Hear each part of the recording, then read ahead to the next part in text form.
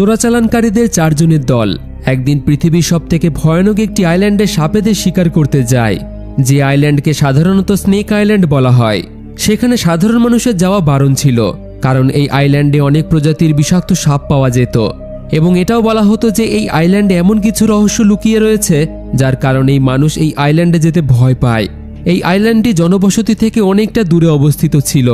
তবে একদিন একদল চোরাচালানকারী ওই আইল্যান্ডে গিয়ে এমনভাবে গায়েব হয়ে যায় যে সেই আইল্যান্ড নিয়ে মানুষের মধ্যে আতঙ্ক আরও বেড়ে যায় এবং প্রত্যেকের মনে নানান রকম প্রশ্ন জেগে ওঠে যে আসলে ওই আইল্যান্ডে কি রহস্য লুকিয়ে আছে এবং কেন মানুষ সেখানে যেতে ভয় পেত। তো চলুন মূল গল্পে ফিরে আসা যাক। গল্পটি শুরু হয় এমন এক জনমানবহীন দ্বীপ থেকে যেখানে মাটির চেয়েও বেশি ভয়ানক জিনিস হাওয়ায় মিশেছিল। এই আইল্যান্ডে প্রচুর প্রজাতির সাপ ছিল আর 4 জন বন্ধু প্রায়ই এখানে আসতো এক বিশেষ উদ্দেশ্যে, টাকা উপার্জনের জন্য। তাদের কাজ ছিল বিষাক্ত সাপ ধরে তারপর সেগুলিকে বিক্রি করে দেওয়া, আর এইসব বিষাক্ত সাপ ব্ল্যাক মার্কেটে বিক্রি করে তারা বেশ ভালোই টাকা ইনকাম করত। সেদিনও তারা এই আশাতেই আইল্যান্ডে এসেছিল যে কোনো বড়সড় সাপ ধরতে পারবে। আইল্যান্ডে পৌঁছানোর পর তারা একটি পুরনো সাপ ধরার পদ্ধতির ব্যবহার করে। একটি মুরগির পায়ে শক্ত করে দড়ি বাঁধার পর সেটিকে মাটির নিচে থাকা একটি সরু গর্তের ভিতরে ধীরে ধীরে ঢুকিয়ে দেয়। তাদের বিশ্বাস ছিল কোনো বড়সড় অজগর বা পায়থান যখনই সেটিকে ধরার চেষ্টা করবে তখনই তারা দড়ি টেনে সাপটিকে বাইরে বের করে আনবে। কিছুক্ষণ সবকিছু শান্ত থাকার পর হঠাৎই দড়িতে জোরালো টান শুরু হতে থাকে। ঠিক তখনই তাদের মধ্যে স্যান্টিয়াও নামের একজন তার নিজের সর্বশক্তি দিয়ে দড়ি টানতে শুরু করে, কিন্তু পরের মুহূর্তেই দড়িটি ছিঁড়ে যায়। আর তখনই তার মুখের হাসি বদলে স্পষ্ট ভয় দেখা দিতে শুরু করে। তার বিশ্বাস হয়ে যায় যে সুড়ঙ্গের ভিতরে বিশাল কিছু একটা আছে। খুব বেশি চিন্তা না করেই সে নিজেই ভিতরে যাওয়ার সিদ্ধান্ত নেয়। সে তার সঙ্গীদের বলে দেয় যদি ভিতরে থাকার সময় সে কোনো বিপদ দেখতে পায় তাহলে সাথে সাথে ইশারা করে দেবে, আর তারা যেন সাথে সাথেই তাকে বাইরে টেনে নেয়। এই পরিকল্পনা করেই সে ধীরে ধীরে সুড়ঙ্গের মধ্যে ঢুকে যায়। ভিতরের দৃশ্য দেখেই তার শ্বাস আটকে যায়। সেখানে সত্যিই একটি বিশাল বড় সাপ ছিল। স্যান্টিয়াগো এক ঝটকায় সাপটিকে ধরেও ফেলে, কিন্তু তখনই সে দেখে সুড়ঙ্গটি বাইরে থেকে যতটা ছোট মনে হচ্ছিল ভিতরটা তার চেয়ে অনেক বেশি বড় ছিল। ভিতরের অদ্ভুত শব্দ, নিস্তবতা আর দমবন্ধ করা পরিবেশ পুরোটাই কোনো এক বড়সড় বিপদের সংকেত দিচ্ছিল। আতঙ্কিত হয়ে সে চিৎকার করে তার বন্ধুদের তাকে টেনে বের করার ইশারা দেয়। তবে বাইরে দাঁড়িয়ে থাকা আরবিং নামের একটি মোটা ছেলের ব্যাপারটি মজার মনে হয়। তার মনে হয় যে ভয় দেখানোর জন্য সে নাটক করছে। হাসতে হাসতে সাহায্য করার বদলে সে তার পায়ে সুরসুরি দিতে শুরু করে, কিন্তু যখনই তার চিৎকার যন্ত্রণার চিৎকারে পরিণত হয় তখন সব মজা সেখানেই শেষ হয়ে যায়। 3 বন্ধু মিলে একসাথে তাকে টানতে শুরু করে, কিন্তু ততক্ষণে অনেকটাই দেরি হয়ে গেছে।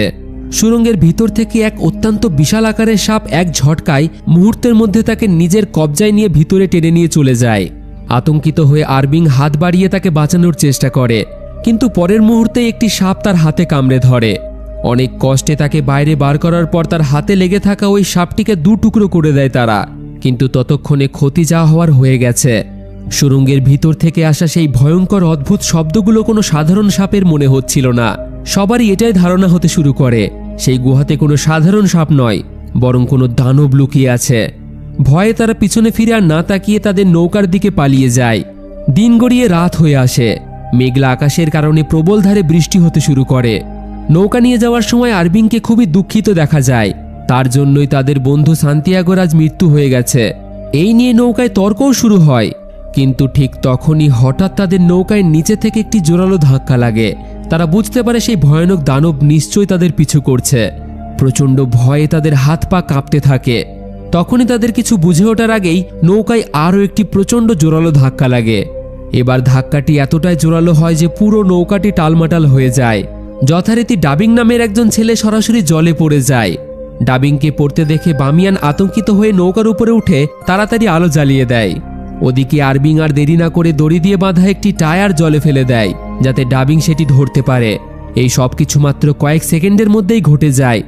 আতঙ্ক প্রতি সেকেন্ডে সেকেন্ডে বাড়তে থাকে। এরই মধ্যে যখন আরবিংয়ের নজর বামিয়ানের দিকে পড়ে তাদের গায়ের রক্ত ঠান্ডা হয়ে আসে।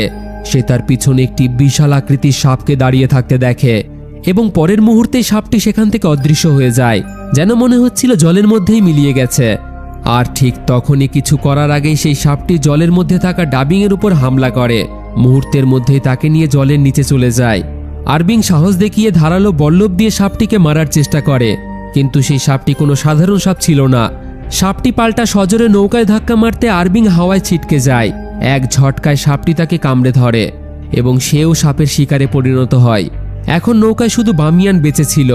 সে ওই বিশাল সাপের আকার দেখে তার হাত পা থরথর করে কাঁপছিল। সে কাঁপতে কাঁপতে এদিক ওদিক চিৎকার করতে থাকে, প্রাণ ভিক্ষা চাইতে লাগে। বারবারই সে বলছিল, আমাকে ছেড়ে দাও, আমি আর কোনোদিনই সাপ ধরব না। কিন্তু কিছুক্ষণ পরেই সাপটি নৌকার উপর উঠে তার দিকে এগিয়ে আসতে থাকে। তখনই বামিয়ানের নজর নৌকায় রাখা ক্যামেরার পাশে পড়ে থাকা কিছু অদ্ভুত জিনিসের ওপর যায়, আর সেগুলি ছিল সাপের ডিম। আসলে এটাই ছিল কারণ যার জন্য ওই বিশাল সাপটি এই নৌকার পিছু করছিল। নিজের ডিমগুলি নৌকায় দেখা মাত্র সেই সাপটি আরও হিংস্র হয়ে ওঠে এবং পরের মুহূর্তে বামিয়ানেরও প্রাণ চলে যায়। কিছুদিন পরের দৃশ্য দেখানো হয়। একজন মহিলা আতঙ্কিত অবস্থায় সেন নামে এক ব্যক্তিকে তার বাড়ির দিকে নিয়ে যাচ্ছিল। আসলে সেন ছিল একজন পেশাদার স্নেক রেস্কিউয়ার, মানে সাপ ধরে যারা। ওই মহিলার বাড়িতে একটি বিষাক্ত সাপ ঢুকে এসেছিল, তাই সে সাহায্যের জন্য সেনকে ডেকেছিল। ঘরের ভিতরে পা রাখতেই সেনের নজরে কিছু সাপের ডিমের উপর পড়ে, আর এই সাপটি এই ডিমের কারণেই এখানে এসেছিল। এরপর জিজ্ঞাসাবাদ করে সে জানতে পারে এই ডিমগুলো ওই মহিলার স্বামী নাকি কোথাও থেকে কুড়িয়ে এনেছে। এটা শুনে সেন পরিষ্কার ভাষায় জানিয়ে দেয় সাপটি এই ডিমগুলোর কারণেই এখানে এসেছে। ঠিক তখনই উপরের ঘর থেকে নড়াচড়ার আওয়াজ শুনতে পায় সে। সেন ধীরে ধীরে উপরে ওঠে। সে দেখে ঘরের এক কোণে সেই মহিলার স্বামী এবং তার সন্তান ভয়ে গুটিসুটি মেরে বসে আছে। আর এইভাবে বসে থাকার কারণ তাদের সামনে সেই বিষধর সাপটি ফনা তুলে দাঁড়িয়ে আছে। সাপটি হঠাৎ সেনের উপরে হামলা করার চেষ্টা করে, কিন্তু সেন তার কাজে এতটাই প্রফেশনাল ছিল যে মাত্র কয়েক সেকেন্ডের মধ্যেই শুধু একটি দড়ির সাহায্যেই সে সাপটিকে ধরে ফেলে এবং সেনের জন্যই ওই মহিলার পরিবার বেঁচে যায়। মহিলাটি এবং তার ছোট্ট ছেলে সেনকে ধন্যবাদ জানায়। তখন সেন তাদেরকে বলে, সাপেরা খারাপ হয় না, তারা বিনা কারণে আক্রমণ করে না। শুধু তোমার বাবাকে বলো আজ থেকে যেন কখনো সাপের ডিম না চুরি করে।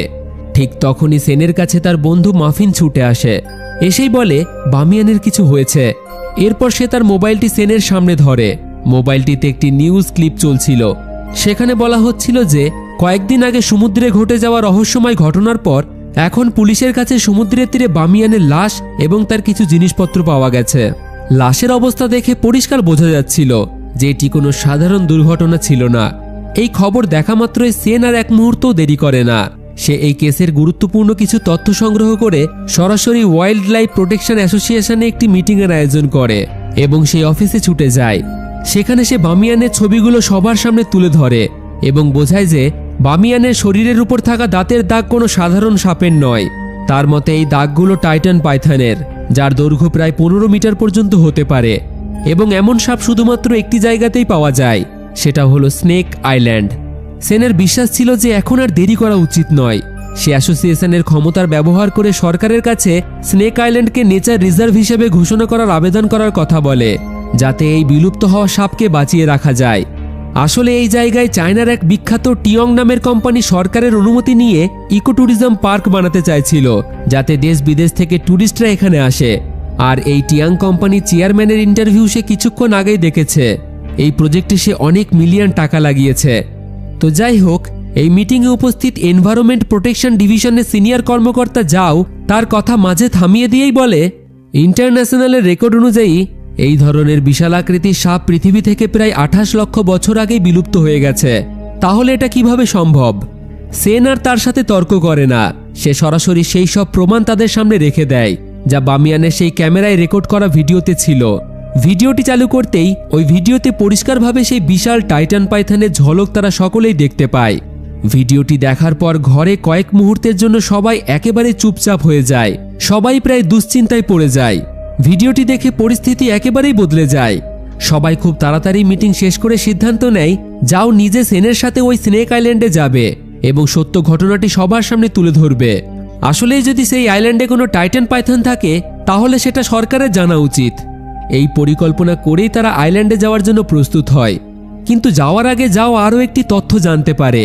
সেন শুধুমাত্র একজন স্নেক রেস্কিউয়ার ছিল না, সে আগে সেনাবাহিনীতে ছিল এবং তাকে স্নেক কিং আইল্যান্ডের বংশধরও বলা হয়, কারণ সে একজন প্রফেশনাল সাপ সংরক্ষণ বিশেষজ্ঞ। তার আগের প্রজন্ম, মানে তার পূর্বপুরুষরা স্নেক আইল্যান্ডে সাপেদের চোরাচালানদের হাত থেকে রক্ষা করার কাজ করে এসেছে। এই জন্য তার দাদু খুবই বিখ্যাত। তো যাই হোক, এদিকে দেখা যায় কোম্পানির মালিককে। সে সরকারের কাছ থেকে 4টি পরিত্যক্ত দ্বীপকে ইকো ট্যুরিজম পার্ক বানানোর জন্য এই প্রজেক্টে অনেক টাকা লাগিয়েছে। আর এই আইল্যান্ডগুলির মধ্যে একটি ছিল স্নেক আইল্যান্ড। এই কারণেই সে কোনোভাবেই এই প্রজেক্টে পিছিয়ে যেতে রাজি ছিল না। আর তার জন্য সে প্যানজিং নামে এক ব্যক্তির সাথে দেখা করতে আসে। সে ব্ল্যাক মার্কেটে সাপের বিজনেসের জন্য পরিচিত ছিল। কোম্পানির চেয়ারম্যান জানতো যদি এই দ্বীপ থেকে সব সাপ শেষ করতে হয় তবে প্যানজিংয়ের মতো মানুষেরই প্রয়োজন হবে তার। কোম্পানির চেয়ারম্যান প্যানজিংয়ের সামনে অনেক সোনার বার রেখে তাকে পরিষ্কারভাবে বলে দেয় যে কোনোভাবে তাকে সেন ও জাওকে আটকাতে হবে, কারণ যদি সেন প্রমাণ করে দেয় যে ওই দ্বীপে সত্যিই টাইটান পাইথন রয়েছে তবে তার পুরো ট্যুরিজম প্রজেক্টের টাকা মাটিতে মিশে যাবে। প্যানজিং ওই সোনা দেখে আর একবারও চিন্তা না করে বলে দেয়, আমি এমন পরিস্থিতি আর তৈরি হতেই দেব না, যেভাবেই হোক আমি তাদেরকে আটকাবো। পরের দিন সেন, জাও এবং তার বন্ধু মাফিন মিলে একটি নৌকার মাধ্যমে সেই বিপজ্জনক আইল্যান্ডের দিকে রওনা হয়। তবে আইল্যান্ডের একেবারে কাছাকাছি পৌঁছে সেন দূরবীন দিয়ে চারিপাশটা পর্যবেক্ষণ করার সময় তখনই তার নজর দূরে একটি নৌকার ওপর পড়ে। মনোযোগ দিয়ে দেখতে সে প্যানজিং নামে ওই মাফিয়া এবং তার গুন্ডাদের দেখতে পায় যারা স্নেক আইল্যান্ডের দিকেই যাচ্ছিল। আর সেন জানতো যে প্যানজিং সাপ ধরে ব্ল্যাক মার্কেটে বিক্রি করে। তাই সেন বুঝতে পারে যে কোম্পানির মালিক এবং প্যানজিংয়ের মধ্যে অবশ্যই কোনো চুক্তি হয়েছে, তারা কোনো প্ল্যানিং করেছে হয়তো।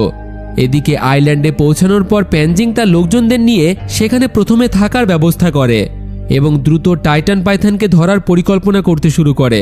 সবকিছুই তাদের নিয়ন্ত্রণেই ছিল, কিন্তু হঠাৎই পরিস্থিতি বদলাতে শুরু করে। প্যানজিংয়ের এক লোক মুতাও টেন্ট থেকে কিছুটা দূরে টয়লেট করতে গেলে সেখানেই পাশে বাঁধা তার কুকুরটি হঠাৎ জোরে জোরে ঘেউ ঘেউ করতে শুরু করে। ঠিক তখনই সে ঝোপের মধ্যে অদ্ভুত কিছু নড়াচড়া করতে দেখে, আর সেই মুহূর্তেই কুকুরটি তার দড়ি ছিঁড়ে সেই ঝোপের মধ্যেই ছুটে যায়। কিন্তু অবাক করার বিষয়, সে আর ফিরে আসে না। এটা দেখে মুতাও প্রচণ্ড ভয় পেয়ে যায়, কিন্তু আসল আতঙ্ক তো এখনো বাকি ছিল। হঠাৎই কিছু একটা ঝোপের মধ্যে থেকে তার দিকে ছুটে আসে। এদিকে সবাই সাপ ধরার কাজে ব্যস্ত থাকলে মুতাও টলমলো পায়ে টেন্টে ফিরে আসে। তার অবস্থা দেখে পরিষ্কার বোঝা যাচ্ছিল তার সাথে খুব খারাপ কিছু ঘটেছে।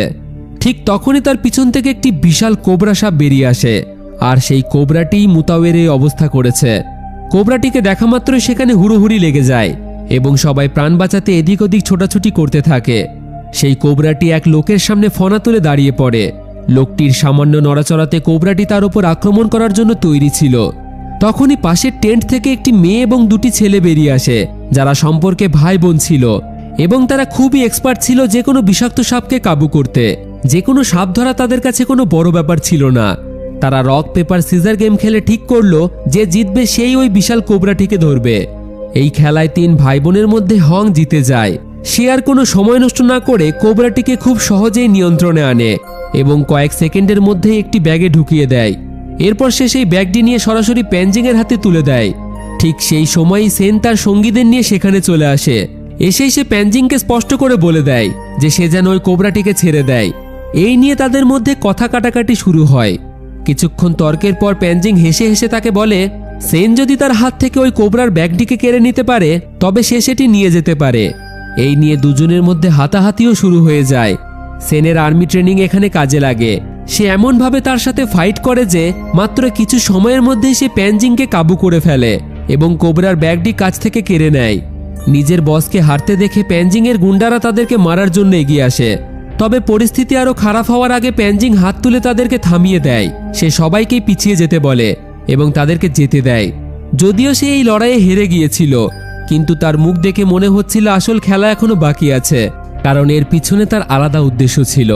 সে জানতো সেন যেভাবেই হোক ওই পাইথনকে খুঁজে বার করবে, আর যদি সে কোনোভাবে ওই পাইথনকে খুঁজে পেয়ে যায় তাহলে তাদের কাজ অনেকটাই কমে যাবে। তো এরপর সেন এবং তার সঙ্গীরা জঙ্গলের ভিতরে গিয়ে সেই কোবরাটিকে সুরক্ষিতভাবে ছেড়ে দেয়। এদিকে সময় পেরিয়ে যাচ্ছিল, তাদের হাতে আর সময় ছিল না। তারা পুরো এলাকায় ঘুরে ঘুরে ওই টাইটান পাইথনের আসলেই থাকার প্রমাণ সংগ্রহ করতে শুরু করে। এইভাবেই দেখতে দেখতে রাত হয়ে যায়। মেঘলা আকাশের কারণে বৃষ্টি শুরু হয়। প্রবল বৃষ্টি থেকে বাঁচার জন্য সেন তাদেরকে একটি পুরনো কটেজে নিয়ে যায়, যা অনেক বছর আগে তার দাদু নিজে হাতে বানিয়েছিল। তিনি নিজেও এই টাইটান পাইথন খুঁজছিলেন, তবে জায়গাটি এখন ছিল নির্জন এবং জঙ্গলের মধ্যে একেবারে মাঝখানে। তারা কটেজের ভিতরে ঢুকতেই তীব্র পচা মাছের গন্ধ পায়। এই গন্ধে তারা একেবারে সতর্ক হয়ে যায়। সেনের সন্দেহ হয় যে সম্ভবত ওই টাইটান পাইথন এই কটেজে এসেছিল। তিনজনেই খুব সাবধানের সাথে কটেজটি পরীক্ষা করতে শুরু করে। তখনই তাদের নজর কটেজের এক কোণে পড়ে। সেখানে একটি মানুষের লাশ পড়েছিল। এই দৃশ্য দেখে মাফিন এবং জাওয়ের অবস্থা তো একেবারেই খারাপ হয়ে যায়। এরপর সেন যখন সেই লাশটি ভালোভাবে দেখে, তার মুখের রং ফ্যাকাশে হয়ে যায়, কারণ এটি অন্য কেউ নয় বরং বামিয়ানের বন্ধুর লাশ ছিল। মৃতদেহের অবস্থা দেখে যাও তখনই বুঝতে পারে যে তার মৃত্যু কোনো সাধারণ আক্রমণে হয়নি, বরং তাকে আস্ত গিলে ফেলা হয়েছিল।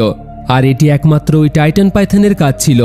এই কটেজে তারা কোনো রকম সিগন্যাল পাচ্ছিল না, তাই পুলিশের সাথে কোনো রকম যোগাযোগ করতেই তারা পারছিল না। তবে সেন ঠিক করে যে যখনই নেটওয়ার্ক পাওয়া যাবে সে পুলিশকে এই লাশের সম্পর্কে জানিয়ে দেবে। এরপর কটেজের দেওয়ালে তাদের নজর যেতেই সেখানে বড় একটি গর্ত দেখতে পায়। তিনজন মিলে সেই গর্তের সামনে ভারী আসবাবপত্র রেখে দেয় যাতে কোনো সাপ ভিতরে ঢুকতে না পারে।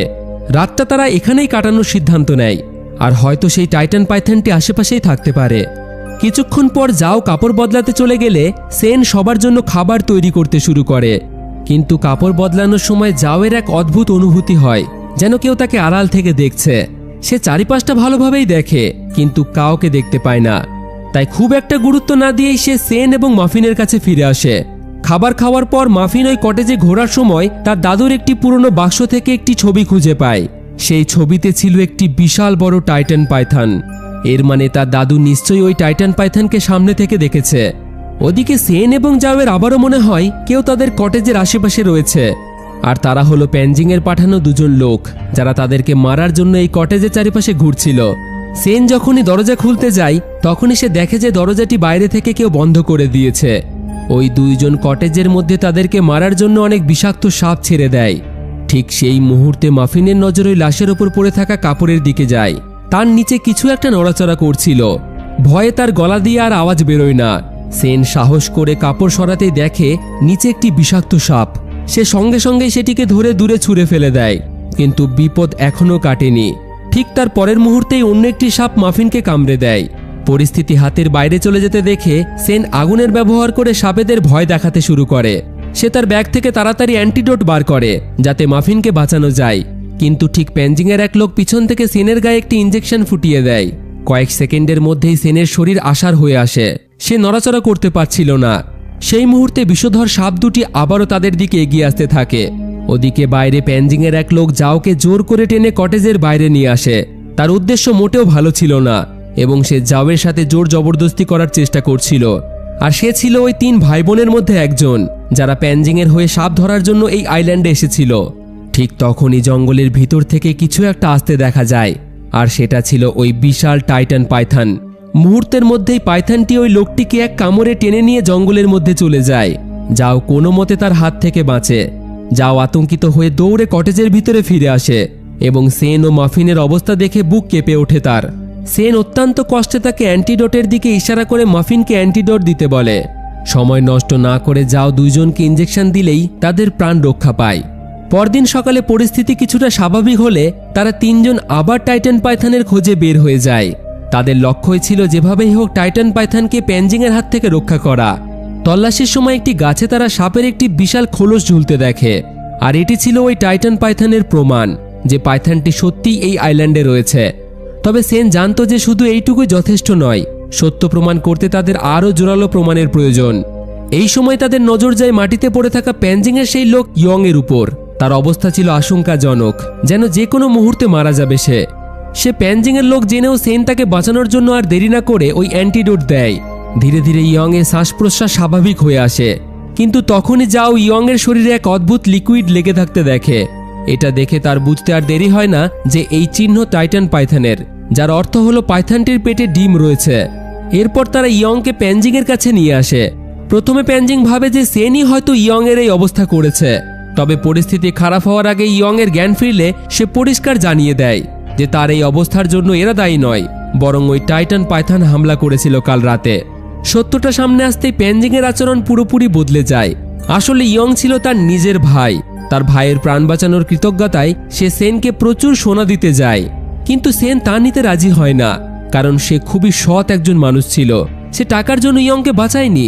সেন প্যানজিংয়ের কাছে অনুরোধ করে সে যদি সত্যিই তার কাছে কৃতজ্ঞ থাকে তবে সে যেসব সাপেদের ধরে রেখেছে সবগুলিকে যেন ছেড়ে দেয় এবং এই দ্বীপ ছেড়ে চলে যায়।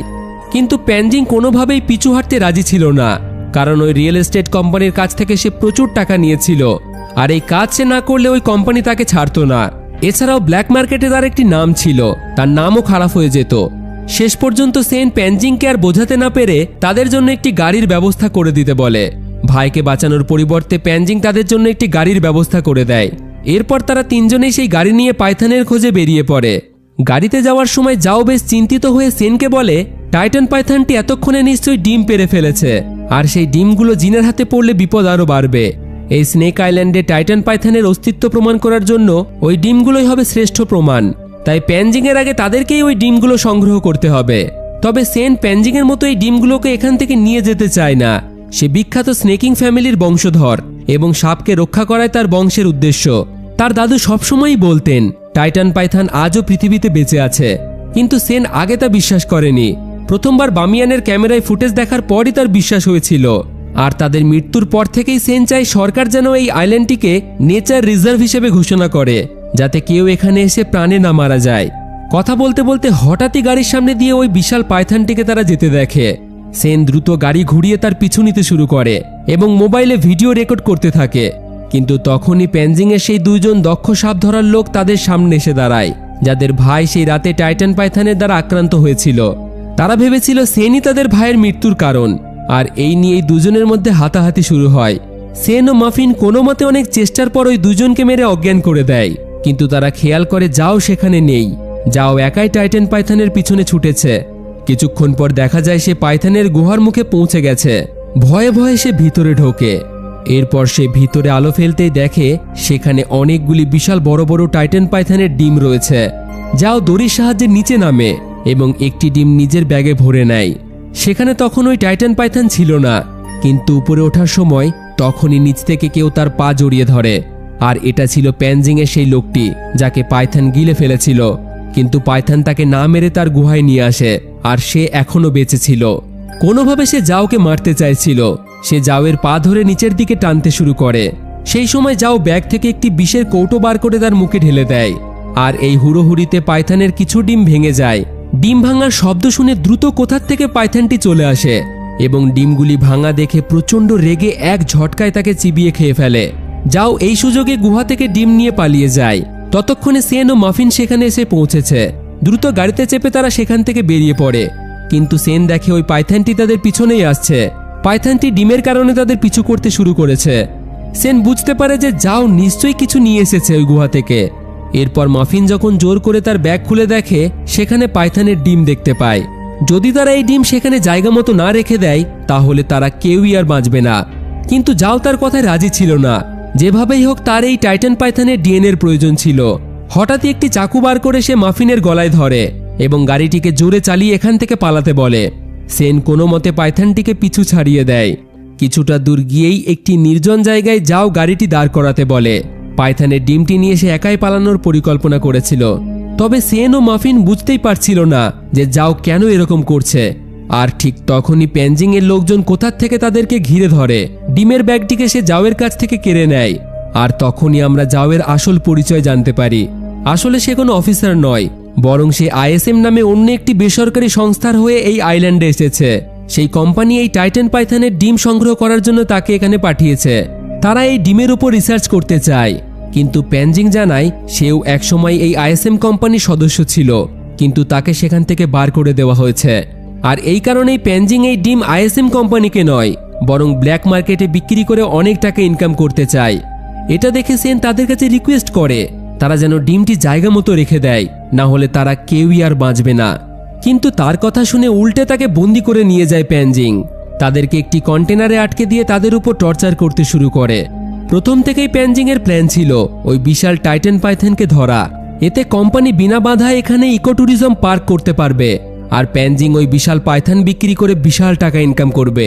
তাই তারা সেন ও মাফিনকে টোপ হিসেবে তাদের উপর পশুর রক্ত ঢেলে দেয়, যাতে পাইথন রক্তের গন্ধে কন্টেনারে ঢুকে যায় এবং সুযোগ মতো তারা তাকে ধরে ফেলে। এরপর দূর থেকে তারা ক্যাম্পে বসে সিসিটিভির মাধ্যমে সবকিছুই দেখতে থাকে। কিছুক্ষণ পর রক্তের গন্ধে তাদের পরিকল্পনা মতো সেই পাইথন সেখানে আসে। পাইথনকে দেখা মাত্রই তাদের রক্ত শুকিয়ে যায়। সেন আর দেরি না করে কন্টেনারের ভিতরে কোনো রকম সাহস জুগিয়ে দাঁত দিয়েই তার এবং মাফিনের হাত খুলে ফেলে। তবে সিসিটিভিতে এই সবকিছুই প্যানজিং লক্ষ্য করছিল। পাইথনটি ভিতরে ঢুকতেই কন্টেনারের গেট বন্ধ করে দেয় সে। সেন অনেকভাবে পাইথনটিকে আটকানোর চেষ্টা করে, এদিকে যাও কোনো রকমে তারও হাত খুলে ফেলে। প্যানজিংয়ের লোকেরা তার পিছু করলেও কোনো রকমে তাদের হাত থেকে বেঁচে সে কন্টেনারের উপরে উঠে পড়ে এবং পাইথনের আক্রমণের আগেই তাদেরকে উদ্ধার করে নেয়। চারিদিক থেকে প্যানজিংয়ের লোকেরা তাদের উপর ঝাঁপিয়ে পড়ে। সেই দক্ষ চেহারা স্বাস্থ্যবান লোকটি সেনকে মারার জন্য চেষ্টা করে, আর ঠিক তখনই কন্টেনারের উপরের ফাঁকা অংশ দিয়ে পাইথনটি বেরিয়ে এসে ওই লোকটিকে চিবিয়ে খেয়ে নেয়। এদিকে মাফিন এবং যাও কোনো রকমে প্যানজিংয়ের লোকেদের মোকাবিলা করে সুযোগ বুঝে ওই কন্টেনারের গেট খুলে দেয়। কন্টেনারের গেট খুলতেই ওই পাইথনটি বাইরে বেরিয়ে আসে। এবার সবাই প্রাণ বাঁচিয়ে পালাতে শুরু করে এবং পাইথনের জোরালো আঘাতে প্যানজিংয়ের ভাই মারা যায়। সে রেগে গিয়ে সেনকে মারার চেষ্টা করে, আর এটাই সুযোগ ছিল যাওয়ের পালানোর। সে ডিম নিয়ে পালিয়ে যায়। মাফিন কোনো রকমে সেনকে বাঁচিয়ে নেয়। প্যানজিং যাওয়ের পিছু করা শুরু করে। রাত কেটে সকাল হয়ে আসে। যাও কোনো রকমে নৌকায় পৌঁছালে প্যানজিংও সেখানে পৌঁছে যায়। সে খুব খারাপভাবে যাওকে মারধর করে, কারণ টাইটান পাইথনটিকে ধরতে না পারলেও তার ডিম বিক্রি করে সে টাকা ইনকাম করবে। কিন্তু ডিম নিয়ে পালানোর আগেই মাফিন এবং সেন সময় মতো সেখানে চলে আসে। প্যানজিং যাওয়ের গলায় চাকু ধরে তাদেরকে নৌকা থেকে নেমে পড়তে বলে, তবে যাও সুযোগ বুঝে তার হাতে কামড়ে দেয়। প্যানজিং আর সেনের মধ্যে লড়াই শুরু হয়। শেষমেশ অনেক চেষ্টার পর তারা সবাই মিলে তাকে আহত করে দেয়। তবে ইতিমধ্যে সেই ডিমের খোঁজে ওই বিশাল পাইথন তাদের নৌকার উপরে উঠে আসে। সেন খুবই ধীরে ধীরে ওই পাইথনের সামনে তার ডিম নামিয়ে দেয়, কারণ সেন তার কোনো ক্ষতি করতে চাইছিল না। ঠিক তখনই প্যানজিংয়ের জ্ঞান ফিরলে সে কিছু না ভেবেই পাইথনকে মারতে গেলে ওই টাইটান পাইথন তাকে এক কামড়ে 2 টুকরো করে দেয়। এরপর সে ডিম নিয়ে ধীরে ধীরে জলে নেমে যায়। সেই পাইথন ওই 3 জনের কোনো ক্ষতিই করে না, কারণ তারাই তার ডিম তাকে ফিরিয়ে দিয়েছে। মুভির শুরুতে সেন নিজেই বলেছিল, কেউ যদি সাপেদের ক্ষতি না করে তাহলে তারাও ইচ্ছা করে কারোর উপর আক্রমণ করে না। তো যাই হোক, শেষমেশ যাও তার নিজের ভুল বুঝতে পারে। সে সেনের কাছে ক্ষমা চায়। তবে এই আইল্যান্ড থেকে ফিরে গিয়ে তারা সরকারকে কি বলবে? তারা যে তথ্য জোগাড় করতে এখানে এসেছিল তার প্রমাণ হিসেবে তারা সরকারকে কি দেবে? এই নিয়ে সে চিন্তিত হয়ে পড়ে। তখন সেন বলে, বিরল প্রজাতির প্রাণীদের গোপন রাখাই ভালো, তাই এই বিষয়ে তারা কাউকেই কিছুই বলবে না। তবে হ্যাঁ, সরকারের কাছে তারা আবেদন করবে যেন এই স্নেক আইল্যান্ডকে ইকো ট্যুরিজম পার্ক না বানিয়ে এটিকে নেচার রিজার্ভ হিসেবে ঘোষণা করতে হবে, যাতে এই বিরল প্রজাতির সাপেরা এই আইল্যান্ডে ভালোভাবে বেঁচে থাকতে পারে। তার এই কথায় সবাই রাজি হয়। এরপর তারা 3 জনেই বাড়ির উদ্দেশ্যে রওনা দেয়। আর এর সাথেই এই মুভিটি এখানেই শেষ হয়ে যায়। তো বন্ধুরা, এই রকম বিলুপ্ত হয়ে যাওয়া সাপ কি আদেও এই পৃথিবীতে আছে? কারণ আমরা জানি না এই রহস্যময় পৃথিবীতে আর কি কি লুকিয়ে আছে। তো আপনাদের কি মতামত এই ভিডিও নিয়ে? আপনাদের মতামত কমেন্টে জানাবেন। ভিডিও ভালো লাগলে একটি লাইক করে বন্ধুদের সাথে ভিডিওটিকে শেয়ার করে দেবেন। আর এই রকম সুন্দর সুন্দর মুভি এক্সপ্লেন শোনার জন্য আমাদের পাশে থাকুন আর দেখতে থাকুন ফিল্মি গপ্প, the channel of movie lovers.